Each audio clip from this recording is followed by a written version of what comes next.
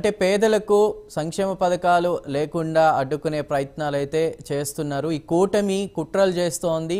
ఎన్నికలు సజావుగా సాగుతాయన్న నమ్మకం కూడా కోల్పోయామంటూ జగన్ చేసినటువంటి వ్యాఖ్యలు. మరోవైపు ప్రధాని మోదీ అంటే కూటమి సభలో కూడా మనం చూసాం, అభివృద్ధి వెనకపడడానికి కారణం వైసీపీ ప్రభుత్వం అంటూ చెప్తూనే ఉన్నారు. అంటే ఒక రకంగా రైల్వే జోన్కి సంబంధించి కావచ్చు, ఇవంతా కూడా భూములు కూడా వైసీపీ ప్రభుత్వం ఇవ్వలేదు. పోలవరం విషయంలో కూడా ఒక రాష్ట్ర బడ్జెట్ మనం ఇయర్లీ చూసుకుంటే కనుక 2,50,000 ఉంటుంది. ఈ 5 సంవత్సరాలు ఒక 10 లక్షలు, కానీ పోలవరానికి ఖర్చు చేయాల్సింది 50,000 కోట్లు. అది కూడా ఈ ప్రభుత్వం చేయలేకపోయింది అంటూ కూడా మాట్లాడినటువంటి పరిస్థితి. సో మీ కామెంట్ ఏంటి శివపార్వతి గారు? చందు గారు, ముందుగా మీకు ప్యానెల్లో ఉన్న రవికిరణ్ సోదరులకి, అలాగే రఫీ అన్నకి, అలాగే వెంకటేష్ గారికి, ప్రైమ్ 9 వీక్షకులకి గుడ్ మార్నింగ్ అండి. చెప్పండి. మోదీ గారు చాలా క్లియర్ గా మాట్లాడారు. అవినీతి ఎలాగా ఆంధ్ర రాష్ట్రంలో ఎట్లా ఉంది అనేది చాలా క్లియర్ గా చెప్పారు. అదేక కేంద్రం పోలవరంకి ఏం చేయలేదనే రాగం ఎత్తుతా ఉంటారు ఈ వైసీపీ వాళ్ళు.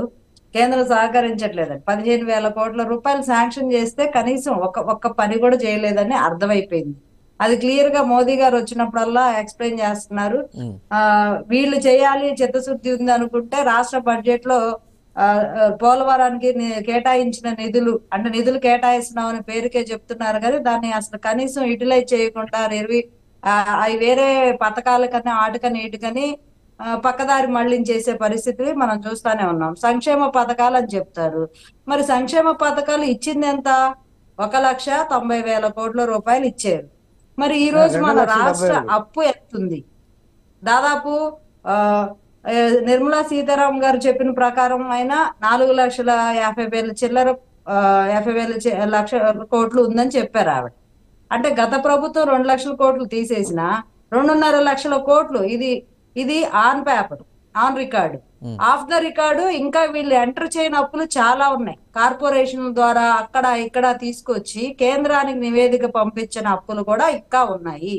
అవి అన్ని కలుపుకుంటే దాదాపు 8 లక్షల కోట్ల పైన అప్పు కనిపిస్తుంది. ఈ రోజు ఈయన ఏం చేశారని ఇంత అప్పు? కనీసం ఒక రోడ్డు వేసారా, పోలవరం కట్టారా, రాజధాని కట్టారా? ఇంత అప్పు ఏమైపోయింది? ఇది కాక ధరలు పెంచేసి ప్రజల నెత్తి మీద బాదుతున్నారు. సో వీళ్ళకి రెవెన్యూ రూపంలో, పన్నుల రూపంలో కానీ ఎలా అయినా రాని సంవత్సరానికి దాదాపు 2 లక్షల కోట్ల ఆదాయం వస్తుంది కదా. మరి అదేమైపోతుంది?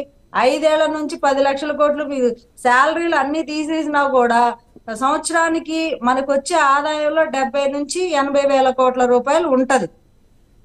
మరి 80,000 అక్కడ 5 సంవత్సరాల నుంచి తీసుకున్నా అదొక 300-400 కోట్లు ఉంటది.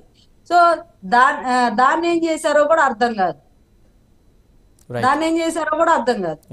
వీళ్ళు పంచింది ఎంత అంటే అసలు అప్పుతో చూసుకున్నా, మన రెవెన్యూలో చూసుకున్నా, దేంతో చూసుకున్నా అసలు ఎంత ఒక 10% కూడా పంచలా. ఒక 10% కూడా సంక్షేమం చేయకుండా మేము సంక్షేమం 99% చేసామని ఎలా చెప్తారు? ఏ రకంగా చెప్తారు? మిగతా డబ్బులన్నీ ఏమైపోయినాయి? మీరు ఏ పనులు చేయకుండా ఈ డబ్బులన్నీ ఏం చేశారు? ఎందుకు ఇన్ని అప్పులు చేశారు? అసలు దాని మీద రాగానే ముందు గవర్నమెంట్ మారగానే అసలు రాష్ట్ర పరిస్థితి గురించి, ప్రజెంట్ స్టేటస్ గురించి శ్వేతపత్రం రిలీజ్ చేయాలి. అప్పుడు కానీ తెలుస్తుంది ప్రజలకి ఏ స్థాయిలో రాష్ట్రం కూరుకుపోయింది అని. సో ఇదంతా కేంద్ర పెద్దలు గమనించారు కాబట్టే వైసీపీ ఇంత అవినీతి అనకుండా ఇట్లా ఈ రకంగా రాష్ట్రాన్ని దోపిడీ చేస్తుంది.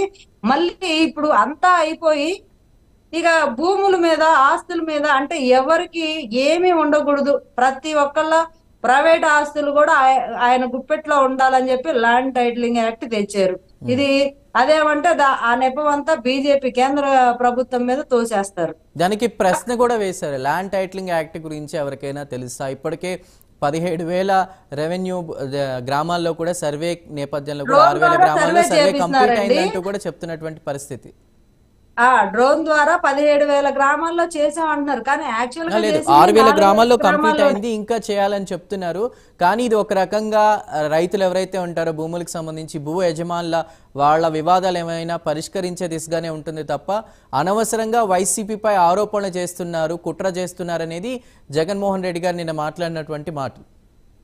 ఇక్కడ గత ప్రభుత్వం చంద్రబాబు హయాంలో రిలీజ్ చేసిన జీవోని, ఆయన అరెస్ట్ టైంలో ఒక జీవోని ఎనీ ఆఫీసర్ అని ఉంటే ఎనీ పీపుల్ అని మార్చారు. వీళ్ళు ఆ అరెస్ట్ టైంలో ఎలాగా దాన్ని వక్రీకరించి అంటే డైవర్ట్ చేసి అందరినీ ఏ రకంగా జీవో రిలీజ్ చేశారో కూడా చూసాము. ఈ ల్యాండ్ టైటిలింగ్ యాక్ట్ కూడా కేంద్ర ప్రభుత్వం పెట్టిన క్లాజెస్ ని వీళ్ళు పూర్తిగా మార్చేశారు. ఇప్పుడు ఫర్ ఎగ్జాంపుల్ రైతు ఇప్పుడు ఇద్దరు వివాదాస్పదమైన భూమి ఇద్దరి మధ్య కొట్లాడుకుంటుంటే ఎవరికైనా ఒకరికి అది చెందిందని కోర్టు తీర్పు ఇచ్చినా కూడా ఆ తీర్పుని ఈ టిఆర్ఓ దగ్గర మనం నమోదు చేసుకుంటేనే 15 రోజుల లోపే, మళ్ళీ 15 రోజులు దాటికే మరి ఆ తీర్పు కూడా ఇన్వాలిడ్ అంట. హైకోర్టు ఇచ్చిన తీర్పు కూడా ఇన్వాలిడ్ అయిపోయింది. జస్ట్ 15 days లో వీళ్ళు దాన్ని రిపోర్ట్ చేసుకోవాలి.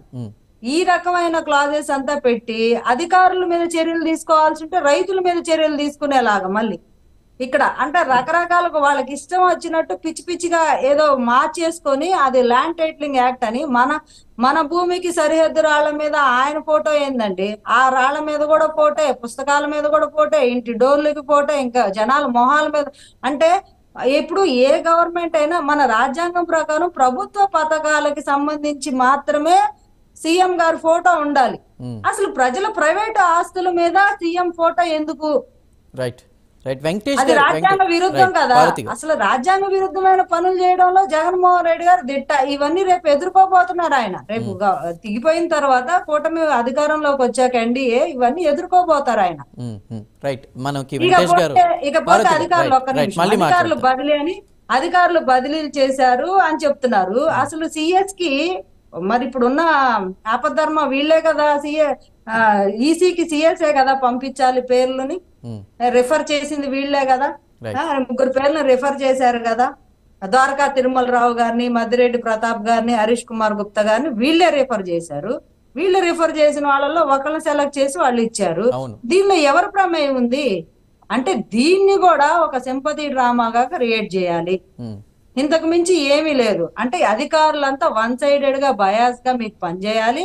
మీ గుప్పెట్లో ఒక బానిసల్లాగా వాళ్ళు పనిచేయాలి, ప్రజలు అలాగే బానిసల్లాగా ఉండాలంటే మరి కుదరదు కదా. రైట్ శివపార్వతి గారు. వెంకటేష్ గారు కూడా ఉన్నారు. వెంకటేష్ గారు, అభివృద్ధిలో శూన్యం, అప్పుల్లో నెంబర్ 1, ఇది ప్రధాని మోదీ గారు నిన్న ఏపీ రాష్ట్రానికి సంబంధించి ప్రభుత్వానికి సంబంధించి చేసినటువంటి కామెంట్. మరి ఒక రకంగా ఒక స్టేట్ డెవలప్మెంట్ కావాలంటే అభివృద్ధి పక్కన పెట్టి కేవలం సంక్షేమ పథకాలు అమలు చేస్తే సరిపోతుందా? ఇటు ప్రధాని మోదీ వ్యాఖ్యలు కావచ్చు, జగన్ వ్యాఖ్యలు కావచ్చు, మీరు ఎలా చూస్తారు? మీ కామెంట్ ఏంటి వెంకటేష్ గారు? ముందుగా ప్రైమ్ 9 వీక్షకులకి అలాగే ప్యానెల్లో ఉన్న నా సోదరి మండలికి మీకు అందరికి కూడా గుడ్ మార్నింగ్ అండి. నమస్తే.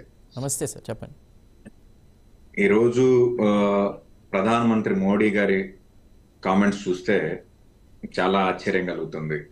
ఎందుకంటే ఎలక్షన్ కోడ్ ఇంతకు ముందు ఎప్పుడూ లేని విధంగా రెండు నెలల క్రితమే మనకి ఎలక్షన్ కోడ్ని ఇంట్రడ్యూస్ చేయడం జరిగింది.